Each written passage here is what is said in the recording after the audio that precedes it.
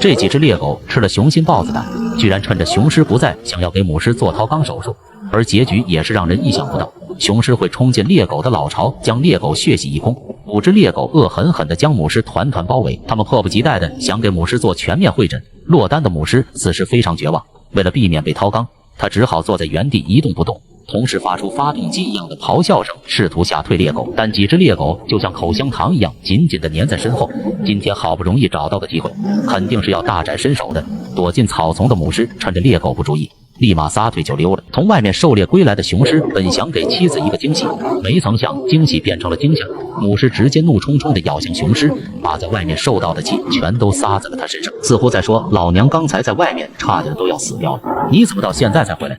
直接給我狮子哥骂成了鞋墊子。在家怕老婆出門打天下，咽不下这口气的雄狮決定要給這群囂張的屌毛獵狗好好的上一課。他單槍匹馬的來到了獵狗的老巢，打算讓這群獵老二知道到底誰才是這片草原真正的王。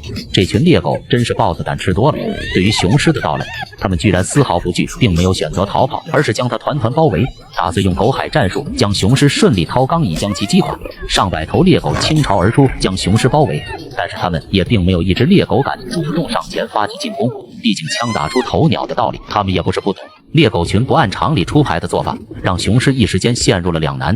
他還是小看了這群獵狗的膽量，猥瑣的獵狗們不斷發出令人作嘔的狗叫聲，試圖擊垮雄獅的心理防線。可雄獅畢竟是草原之王，面對如此多的獵狗，他沒有一絲膽怯，而是主動朝着獵狗群發起攻擊。但無奈對方的數量實在是太多了，他只有将自己的屁股緊緊地貼在地上，以防止被獵老二掏肛。但這同時也限制住了他的身法，無法發揮出真正的實力。面對上百頭獵狗的团团包圍，雄獅已經沒有任何優勢，哪怕短暫地咬住其中一頭獵狗，身後的獵狗群也會馬上朝他發起猛攻。雄獅此時非常被動，然而就在他快要堅持不住的時候，他的好兄弟從遠處姍姍來遲。另一頭雄獅的到來讓戰場局勢瞬間扭轉，看來今天這群獵老二可是要遭點好罪了。幾個小時後，原本囂張跋扈的獵狗群已基本全軍覆沒，僅剩的一只獵老二也被雄獅兄弟卸了狗腿子。為了活命，即使4區變成了2區，走起路來呢也是健步如飛。這時的獵狗還不斷回頭跟雄獅解釋，說自己並不知道那是雄獅的女人。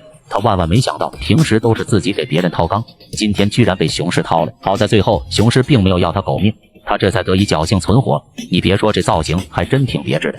幹啥，大哥？没事，我溜达。